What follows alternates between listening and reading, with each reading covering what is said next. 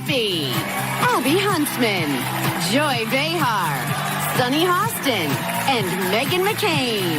Now, let's get things started.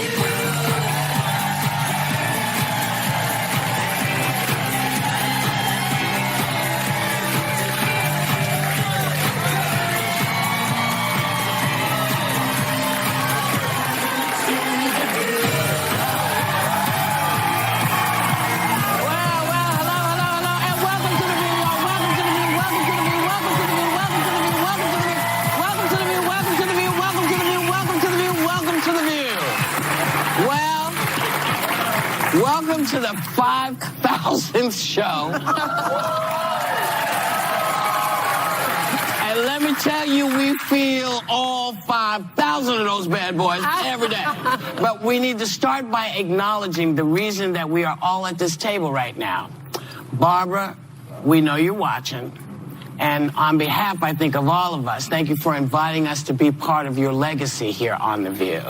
And the show has gone through a lot of changes over the years, but Hot Topics has always been an institution since day one. And the very first week of The View covered topics like allegations Paula Jones made against Bill Clinton, Rudy Giuliani cheating on his then-wife Donna Hanover, Princess Diana finding new love with Dodi Fayed, and controversy over ending the Miss America's pageant swimsuit competition. Wow. Yes.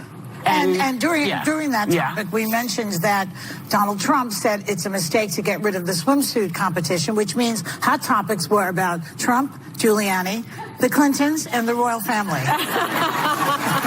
So when they ask you what has changed, not that much. Not that much. So you've been at the table from the giddy up. I have. Yeah. Right.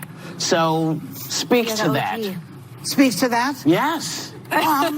Say it's an institution in more ways than one. What's the biggest difference, though, in all these years? Well, we talk more about politics now than we ever did. Although even though we covered those topics, it was not as intense as it is now. Yeah. We also used to do makeovers, and we did. You saw the other day she tried to push me up a pole. We had more music. When Rosie O'Donnell was here, we had musical comedy stars constantly coming here. I mean, depending on who the hosts are, I think it's gone through many incarnations like that. Wow. But the basic truth of it is it's a bunch of women sitting around talking. That's it. Yeah. And it's it's been kind of amazing. And Brian, you've been an executive. Hold up, wait a minute. 5 seats. Who is that standing over there? Is that? Yeah.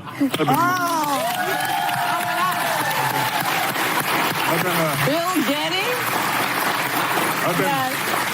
I've been here 5 years waiting for you to acknowledge me. I never look in that direction. I didn't know you'd been here that long. How you doing, Bill? Thank you for finally seeing me, yes. I work just on the other side of that wall, I think, over there. I'm the executive producer of Tamron Hall. Yes, you are. That's right. So we're right next door to you.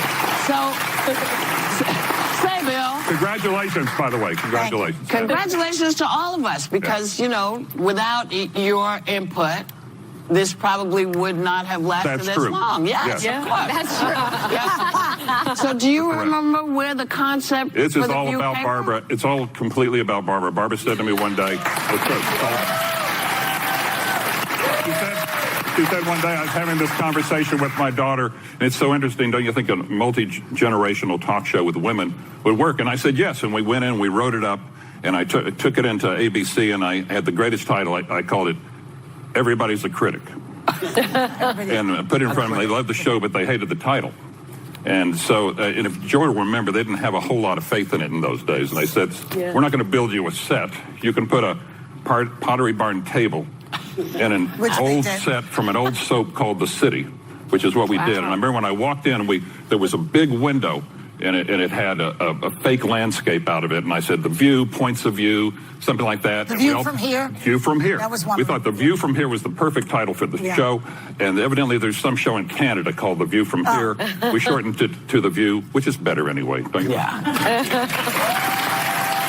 So you were executive producer for more than 4,000 shows. So tell us the one moment that you wish you could forget, and then your favorite View moment.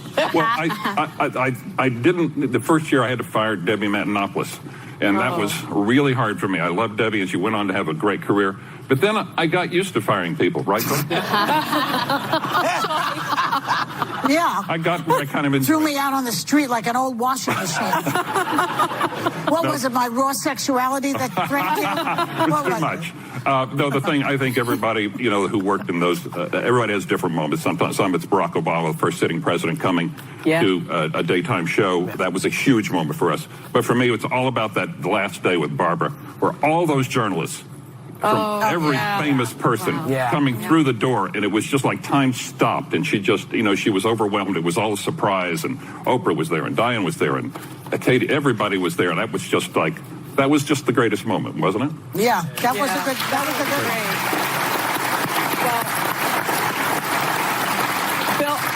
Bill, I heard you brought us a little something to celebrate our 5,000th show. Scotch? Yes. Well, Bourbon? I used to have to bring out every cake.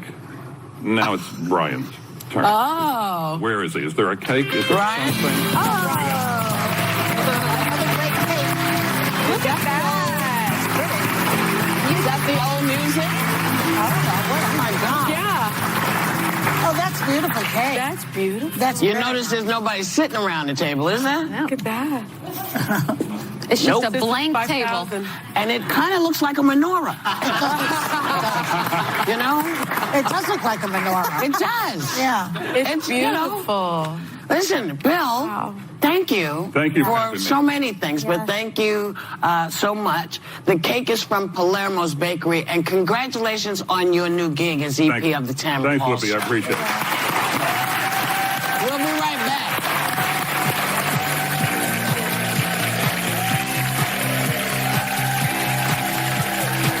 Up next, Past 5,000 shows, this table has welcomed thousands of guests with incredibly diverse points of view. After all, that's what the show is called. And we always have one goal in mind: to engage in passionate, hopefully productive conversation. And with all of that in mind, please welcome the son of the gentleman in the White House, DJT.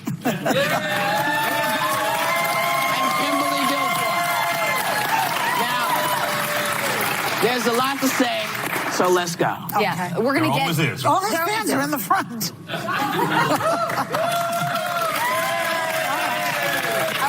We got 10 tickets out of about 150, so we figured we got to stack the deck a little bit, right? Well, you guys are here. We're going to get to Triggered the book in a moment and your relationship. But you did something that triggered a lot of people yesterday, including myself, by releasing the name of the whistleblower.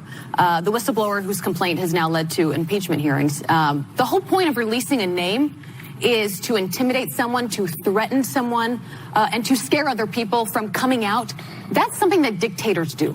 I've lived in China. I've seen that firsthand. That's not what America does. That's not who we do. We stand by our people. Why did you want to release the Listen, name? I think it's a fair question. I think the reality of the answer is the whistleblower's name was on a little website called The Drudge Report a couple of days ago. It was in Real Clear Politics. I literally quote tweeted an article that had the guy's name in the title of the article. So that whole thing is nonsense. But I wish the outrage would be equal. I mean, there was no outrage when, my family got an exploding letter of, with white powder substance in it.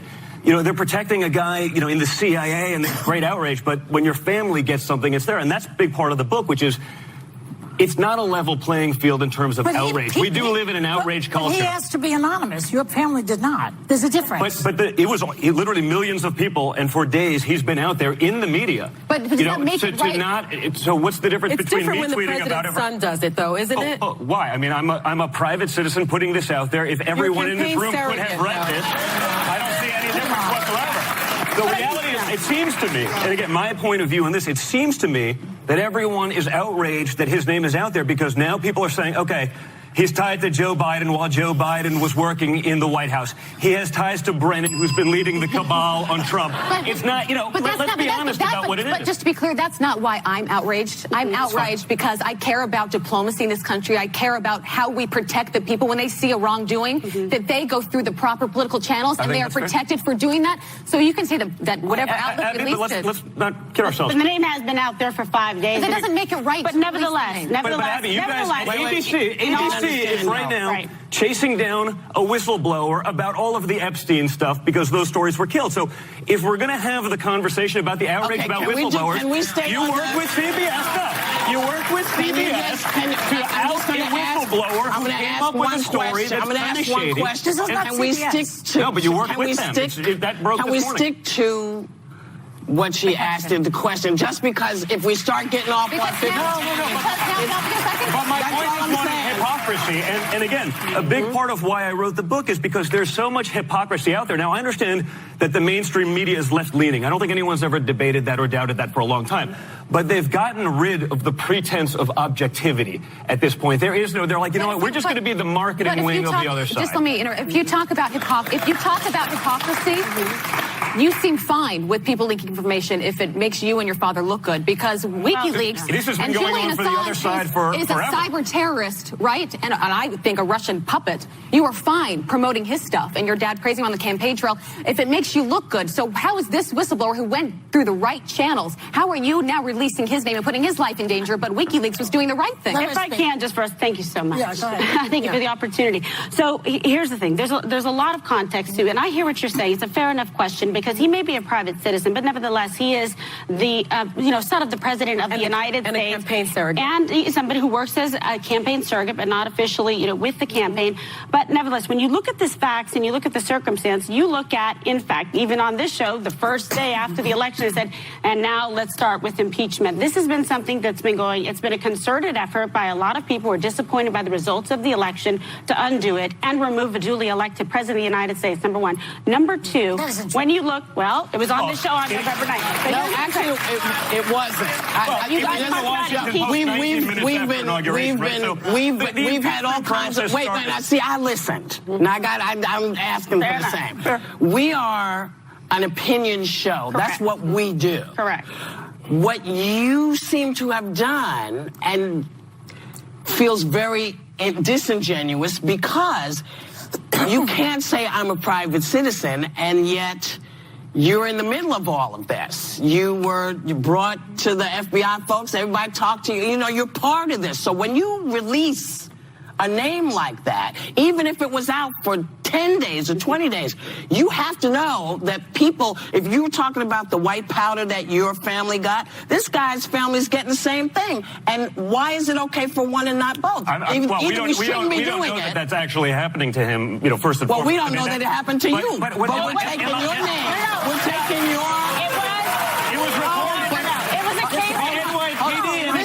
Stop yelling. Stop yelling. Not to yell. I can He's hear you. loud. It's like the miracle air for Christmas. Kimberly, you're a lawyer. Yes. And we've known each other. You were a former Absolutely. prosecutor. I mean, did you advise your boyfriend that it is a federal crime to out a whistleblower? I didn't advise him that it was a federal crime, but I did come out of the bathroom and say, I left you alone for 10 minutes. What happened when Mamacita's gone? Because by the Well, it's not a federal principal crime. It's only a federal crime for the IG to do it. That's in the statute. Well, so that's you well, no, can't. that's but not that's the true. point. You can't That's run a with lie. it. It is not. She's true. Let me show you the That's other not side. true. Let me show you the Under other side U.S. of this. Okay, stop. Everybody stop. It's hard to hear. Under Really? U.S. So Code finish Section that. 1505, it is a crime. It's not accurate. Just ask Rick Paul. He went My into law great degree detail says it on is, the but other. nevertheless. But he's not the individual that first My question is, you did speak to him about that. I talked to him, no, not prior to. After I said, what happened? He said, well, they're saying that I released this and I outed. But if you look at the facts, and the facts are that the name was out there. I'm not saying, okay, I understand what you're saying, that perhaps, okay, it wasn't the most prudent decision to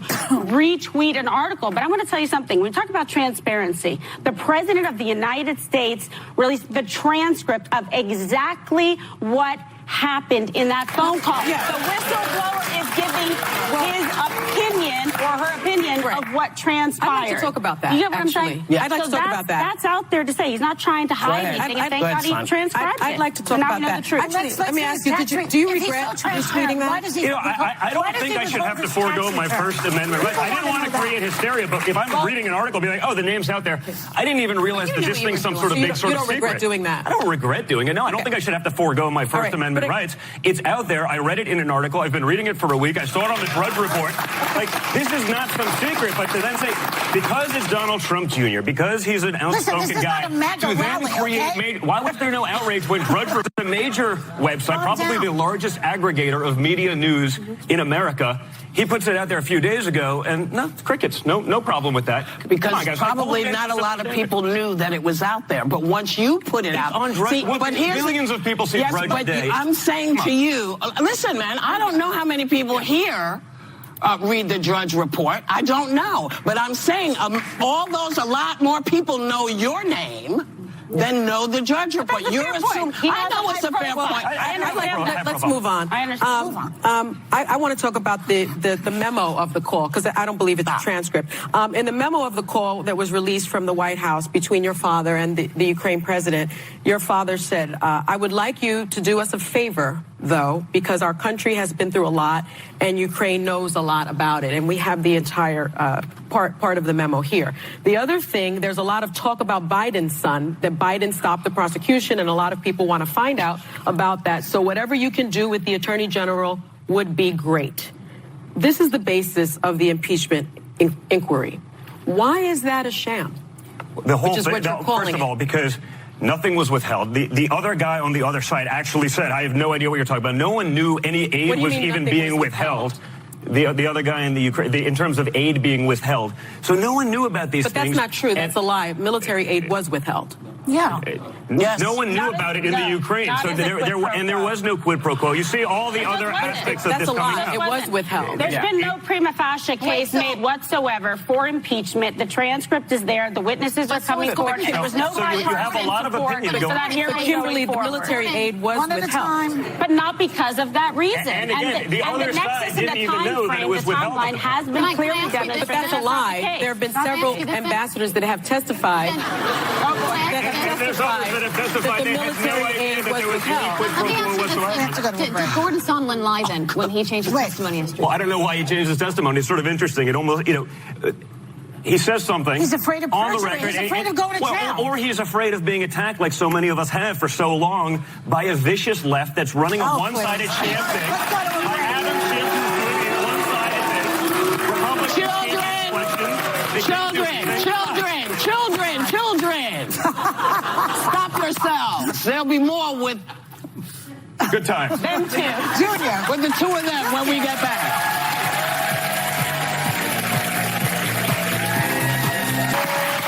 We're back with these two. Megan? Yes, and if you could let me speak, I would appreciate it. Mr. Trump, a lot of Americans in politics miss character. And a lot of people miss the soul of this country. You and your family have hurt a lot of people and put a lot of people through a lot of pain, including the Khan family, who is a Gold Star family that I think should be respected for the loss of their son. Does all of this make you feel good? I don't think any of that makes me feel good, but I do think that we got into this because we wanted to do what's right for America. My father has been working tirelessly to bring back the American dream, who've watched politicians with no business experience send that American dream abroad to countries that hate our guts. He's brought jobs back. He's created unprecedented levels of unemployment numbers for African Americans, for Hispanic Americans. This is fact. You can argue it, but this is fact. No, it's not fact. For women, if you got the question, let me finish it. Yeah. For women, all-time high startup businesses. So I understand that he's controversial. I understand that he's offended a lot of people, but I also understand he took on the establishment, and that's the premier sin in American politics these days, to do that. I do want to know, if the question, I understand. By the way, I'm not happy that people interpret it that way. I don't think that's our intention. Character and again, I will let you speak. Character in politics, I believe, is important. It was how I was raised. It's the way I view the lens of America. And I understand what you're saying about policy, but when you're talking about attacking Gold Star families who have given the ultimate sacrifice more than any of in this room have given, and you put them through pain, does it make you feel like this was worth it? And I know he does a lot with Gold Star families, and he calls a lot of those Gold Star families, and he has a lot of care for those people. But when he's under constant attack by the same people, when he's under attack by the establishment, when he's under attack by this, the reality is he's a counterpuncher. And as a conservative, I would hope that you would appreciate that conservatives haven't been known for fighting back for a very long time. They've ceded ground to the liberals and the liberal elite for decades by not actually fighting back. So I understand we can keep going back to character. I think he has great character. I think my family has character. Her father. I understand that, and I'm sorry about that. They did have differences. I agree with that. But I think just and again, I'm sorry for the loss. I think you lost your aunt last night, so I do apologize for that as well. Last night, yes, I did. McCain, Morgan. Thank you. It's just for me, it would not have been worth it. This would not have been worth it. And I think people can go to the moment when my dad had stopped someone from saying Obama was a Muslim, and the pain, inflicting pain on so many people wouldn't have been worth it to me or my family to the White House. So I just want to know, is it worth it? Well, listen, I think it depends on the hat that I'm wearing. You know, for me as a citizen, as a father of kids in New York City, you know, it hasn't exactly been, you know, peaches and cream for us either. But you know what, it is worth it. When I do go around the country and I see people who are affected by these policies, who are getting to live their American dream again, who are seeing wage growth for the lowest levels go up, when I see it happening with those people, and they tell me their stories, how they're so happy that they voted for my father, that they're so happy that he actually had the guts to take on those people, to not just accept the status quo, to not just accept that. Now a show. Yeah. So here's what I would say. I understand. I know your father for so many years. I considered him, yes, and your grandmother. And I tell you, no finer human being. I considered him my friend. I miss him. I understand your loss. Yesterday was the anniversary of my mother passing. I lost my father Thanksgiving night. He woke me up with a kiss and said, "Princess, I know this is a hard day for you." It breaks my heart to hear anybody say anything about your father. I understand that. And I know how difficult it is. And I know how difficult it is for him. When everybody is attacking his family, they're out in front of our apartment, they want to put him in jail. I understand that, having lost both my parents to cancer. This is tough. I would like there to be more civility. Can somebody just say they're sorry? Can somebody just say they're sorry? And I honor your father's service. So my final note, and then I don't have any more questions for you, is just, if you believe that, and Kimberly, we work together and I do know you, try and bring civility back then. You can do it. You have this, you're in the White House. And you're right. And you know what, guys? It goes both ways. And can you imagine, honestly, and you know, you guys, you ran for president. It was absolutely brutal.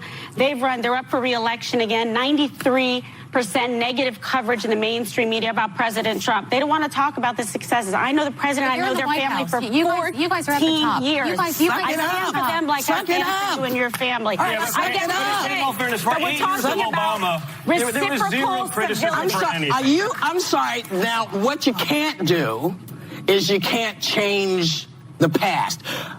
Obama became president, and the first thing that was said to him from the other side is, we're going to make sure you're a one-term president. We're not going to do anything to help. Well, I'm sorry, wait.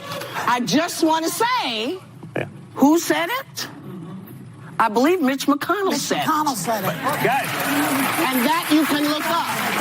But guys, look at what's going on right now. But I'm just saying to you that this is part of being president. I'm sorry. 19 minutes after inauguration. Listen, come on, guys. Part of being president is having a pair that can take whatever heat comes towards you. I promise you, my father's got a pair, and no sitting president has taken the heat that Donald Trump has taken. That is bulldog. Yes. Stop. Go, Joy. Okay. To her point, he also called Mexicans rapists. He made. Wait a second. Some coming across the border, and that's a fact. Look at what's going on. Let her finish. Called some Mexicans rapists. He attacked the handicapped. He bragged about it. Listen, we heard the access. Hold on. We heard the access tape where he bragged about grabbing women by their genitalia.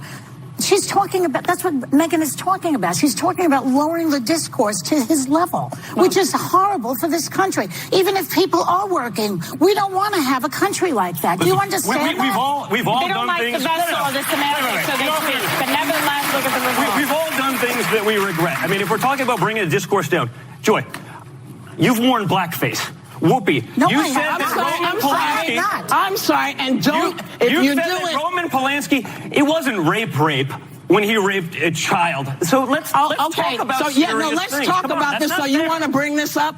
The question came up. I did not go in blackface, please. No, she was not in blackface. Thank you. Sorry. Listen, being black, I recognize blackface. This I can say. Okay? I I know it when I see it. Back me up on that. So now that you've broken this piece of ice, because I guess this is the fight you wanted. It's not the fight I want. Yeah, it is. But if we're talking about character, we're talking about these things. Are you things, questioning my character? I'm not questioning your character. I'm talking about you're questioning my father's character. I'm and not, I say I'm we sorry. all have gone I didn't question anybody. I simply said that when you're talking about that your father's taken more heat than anybody else, that it's not so. Instead, as a president, as a president, yes, ridiculous. He's getting crushed every day. I think the Central Park 5 took a lot more heat than your father has taken at his hand. By the way, Name a president who's taken more heat than my everybody father. stop. Hold up. President Trump. We'll be right back.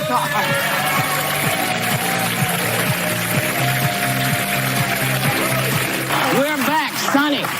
Now, recently you've been very outspoken about how Hunter Biden has benefited from nepotism. Yes. And you say, I wish my name was Hunter Biden. I could make millions off of my father's presidency. Yeah. And your father tweeted this. He said, your father encourages people to buy your book.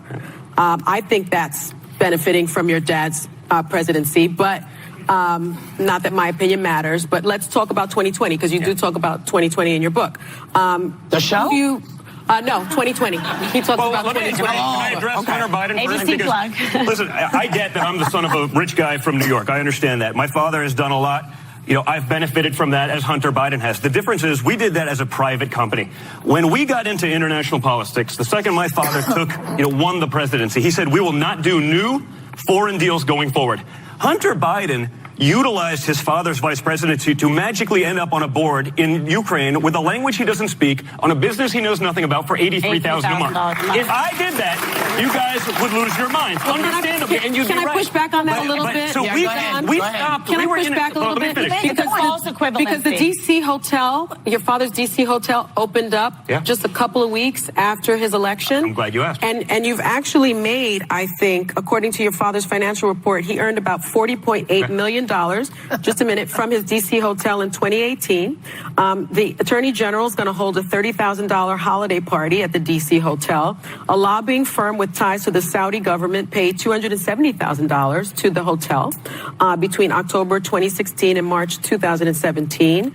Well, listen, let me say he's president. He knows how to make a buck. These are the details. The bottom line is you have made money. But let me finish. These are the details that the media always neglects. Yes, we're in the hotel business. We have been for decades. That's not a secret. When we take money from a foreign entity, in D.C., most of it's foreign entities, right? But the government-related foreign entities, when they come, we literally stroke a check back to the U.S. Treasury. We spend more money on accountants than we can make from this to make sure we're doing that right, because we can't do that. My father gives back his entire salary to the U.S. Treasury to be put towards causes, whether it was alcoholism, whether it was the Department of the Interior. So we're literally not making money from any of those foreign governments. We're giving it back to the Treasury. And by the way, there's an opportunity. You are making money from the hotel based on the presidency. We're in the hotel business. We're giving back. That's what we've done. They have a duty and obligation to honor their business. We didn't become international businessmen magically when we got in office. Listen, that's something that no one talks about. Don't do that. We stopped. Excuse me. Thank you. The cross-talking is making everyone crazy. When I hit the bell, it's to keep y'all from cross-talking. Please stop. I'm new here. Sorry. That's all right. Let's get back to 2020. Who do you hope runs against your dad? You know, honestly, it doesn't matter that much to me. I mean, I sort of believe that the American people, and I understand, with full disclaimer, I'm the son of a rich guy from New York, but, I spent a lot of time in middle America. Yeah. Perfect. You're right. Man of the people. But I do spend a lot of time in middle America. I spend a lot of time there. And honestly, people are happy. They see the results. They see wages going up. You have no idea how many Democrats come up to me and say, Don, I wish they'd let him do his job. But Donald... And that's the problem. The Democratic Party has left the working class that they used to represent. That's not true. The By the way, he seems to be petrified of Joe Biden. Joe Biden's beating him in a lot of polls. He's scared of Joe Biden. Joe Biden doesn't know what state he's in 50% of the time. Joe Biden stuff on Joe Biden has 20 people. So you know what? Here's the thing. It would be easier to have this conversation. It's true. We would be easier to have this conversation if we could do it without the jokes. What joke? Because the jokes are making it hard to hear anybody's points. No, but Who said a joke? we have to be able to have that kind of discourse. I mean, look at what's going on in terms of PC culture. This is where I talk about the book. There is. Joy, what do you think about like Dave Chappelle or Burr or those guys getting canceled? I mean, you're a stand-up comic. I know, that's Dave Chappelle was not canceled. Dave Chappelle took himself out. There are leftists that are out there trying to stop these guys from having free speech, from being funny. Whose side are you on that one? Because I want to know. I'm on the side of free speech and comedy. Comedy rules. Let the comedians do their thing. You're not a comedian. All right, I want to end on a light note. He's kind of funny. When are you guys tying the knot? Oh my God. We get the president reelected. We got one goal for 2020, okay? But no, Kimberly's been an amazing, she understands this world, and unfortunately, my world has drastically changed from, what I was used to before politics and everything, and to be able to do this stuff, I like to joke on the campaign trail, my big sacrifice for America is having to travel with Kimberly. Fake news. I can't say that on this stage without getting destroyed, but it's been amazing to be able to do that, and she has such a good grasp of, and being able to speak to people. I sort of say, when you need a sledgehammer, I'm pretty good. When you need some subtlety and nuance, that's where she really steps in and does an amazing job. Can I answer on something real quick, Whoopi, to just say about character? Because I grew up in the Mission District where you filmed Sister Act at St. Paul's, at one of my parishes there. Right. I know the president for 13. I know Don Jr. I'm proud. Latina, Hispanic, Boricua, 64% Native American Indian. I know the measure of the man, and I know his character. Maybe there's some things that be better done. Both of them, the entire family. I stand for them because I do believe their commitment. Women are doing better under President Trump. Hispanics, African Americans. That's not fake news. It's real. Women entrepreneurs. Okay. Are you going to be able to work I will just say this because it is the end of the show. Praise the Lord. I don't think it is, Whoopi. I don't think it is. It's the end of this show. Okay. Yeah, we still have time. Thank you for coming. The new book, Triggered, is out now. We'll be back.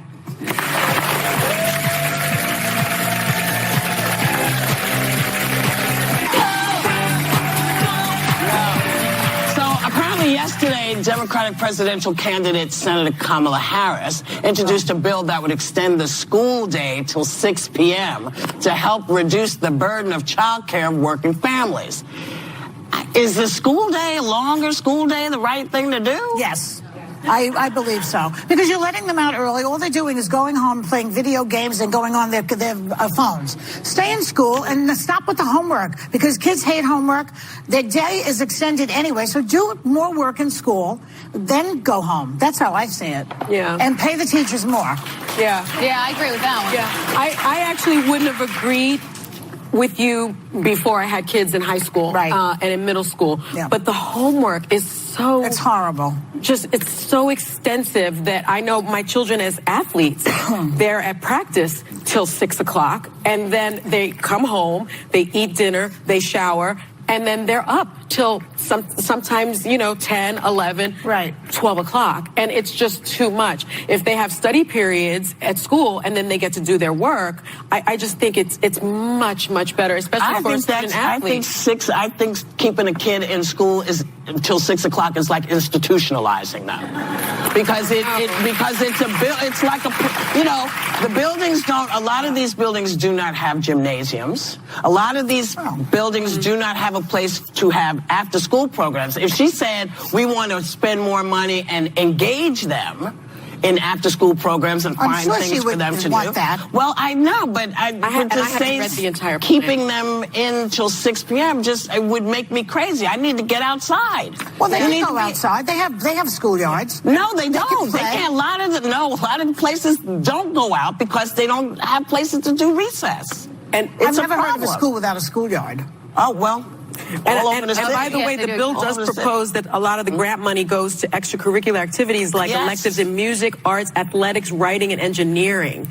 And a lot of the folks that are co-sponsoring the bill are Richard Blumenthal of Connecticut, Jeff Merkley of Oregon, Gillibrand, Sherrod Brown. Right. So how about we get our maternity laws right before we start talking about high school? That's my big problem. I said, why don't we get our maternity laws fixed for moms before we start to the high school level? That's another thing. It would help Can I say one thing really quick?